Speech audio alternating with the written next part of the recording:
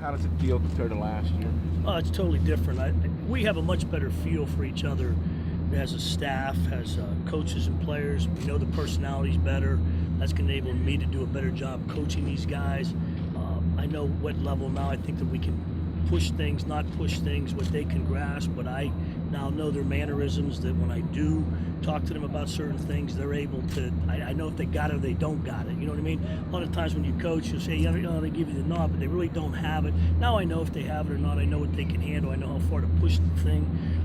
Even, if you watch us out today, we're the organization, the way we're doing things faster, signals, everything's just a little bit better, actually a lot better than when we started last, because we all know each other and a lot more comfortable, and they're able to come over with me and have fun. We have more fun at practice than we did last year. What did that mean that the offense had to run at the end of practice? You guys got to. Coach Moore was the scorekeeper. I could not get him to call any penalties on the offense, so he made it tied up. We had the last one for the title, so we got one there on him. But trying to make it competitive at the end of practice, and I think he deliberately tries to keep it tied till the end. So the last one's the big one, but it's just competing in practice. We don't have pads on yet. But one thing we have to learn is how to practice without pads if we're going to be good. Stay off the ground. Don't. As Coach Moore has gone over and over with them. Let's practice smart, make each other better. So, and we've done that so far. I thought we've had 2 really good days of practice where we helped each other get better. How's the scheme changed a little since last year? It hasn't changed a whole lot. Every time we go back, we look at different things. We tweak it. We go back and review our film and try to make it better. We've added a couple little wrinkles to different things, but right now it's just basic fundamentals until we get into the game plan stuff. Would you say those tweaks are to maybe be able to match up against more physical offenses? Of course, I think that's the one thing that we felt we had to do a better job against the run, and we've addressed that all winter time. Not only schematically, but also what type of player we were looking for to play at those positions. Made a very concerted effort in our weight program in the off season for guys to add some good pounds, and no one does a better job than our strength coach Sal Alosi in training those guys. So we gave Sal some objectives we were trying to get for those guys, and they reached them, and we're going to try to get better this summer too. Because sometimes everybody thinks bigger is better. It's not always that way. It's just things we can work on athletically, skill-wise, and also everybody forgets the mind's a pretty good weapon too. If you use it, to understand formations and things like that, can really help us get better. So we're going to try to focus in and understand what we're doing, and then try to do a better job at looking for just all the little tips that we can maybe pick up from what the offense is doing. They give away plays if we just start to pay attention to some different things. Who are some of the guys that you think, with the emphasis on physicality, stopping the run, can benefit and make a big impact in that sense? Well, I think it's always your front 3 or 4 guys have got to do a good job. We've got to get better at the point of attack, and I think we've made an effort to really. So far, we haven't had pads on yet, but I think they understand how important that is. And it just comes down to being fundamentally sound up front. You don't want to get knocked back off the ball. You want to stay square. You don't want to get turned. There's nothing better when you're playing linebacker and there's nobody in your lap.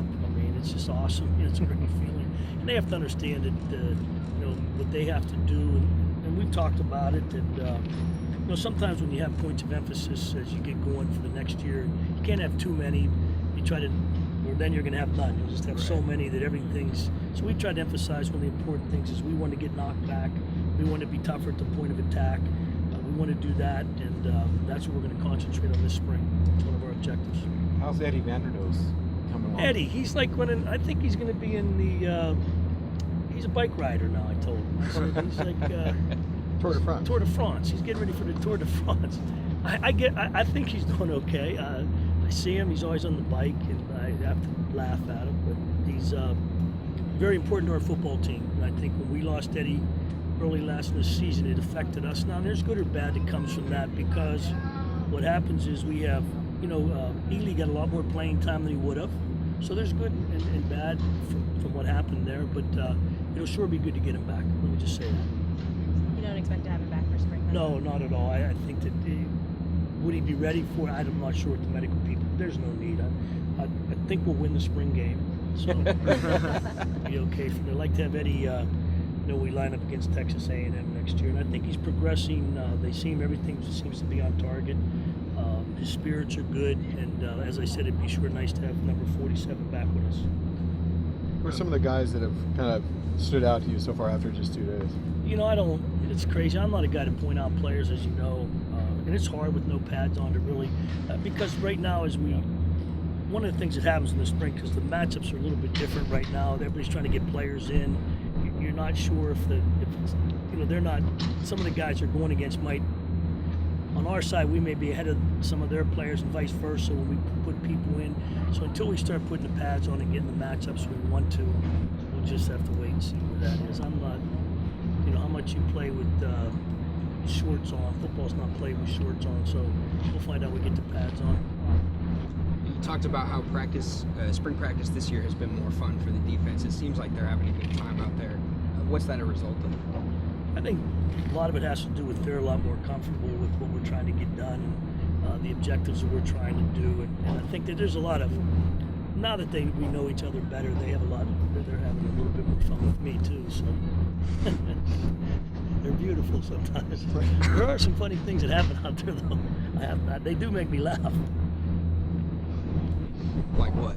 No, I'm not. There's not a chance I'm going there. Not a chance.